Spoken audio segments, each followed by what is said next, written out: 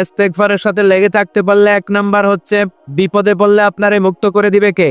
2 number ওয়ামিন কুল্লি হাম্মিন ফারাজা, যে কোনো ধরনের টেনশন, হাইপার টেনশন থেকে বাঁচায় দিবে কে?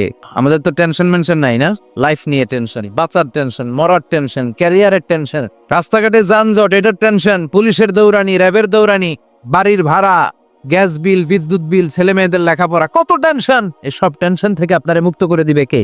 3 নম্বরে ওয়ারযুকহু মিন হাইসু লা ইয়াহতাসিব, এমন জায়গা থেকে আল্লাহ আপনার রিজিকের ব্যবস্থা করবে আপনি কল্পনাই করতে পারবেন না। সুবহানাল্লাহ পড়ে। 4 নম্বরে সবসময় ইস্তেগফার যদি পড়া হয় আল্লাহর কোনো আযাব ওই বান্দার উপরে আসে না। 4টা গেল। 5 নাম্বার, বারবার ইস্তেগফার পড়লে রফিক ভাই আল্লাহ তাআলা মুস্তাজাবুদ দাওয়া বানিয়ে দোয়া করা মাত্র কবুল করে নিবে কে? মুস্তাজাবুদ দাওয়া বুঝুন তো, মানে যিনি হাত তুলতে দেরি কবুল হতে দেরি হয় না। বারবার ইস্তেগফার পড়ে দেখেন যে আপনার দোয়া কেমনে কবুল হয়।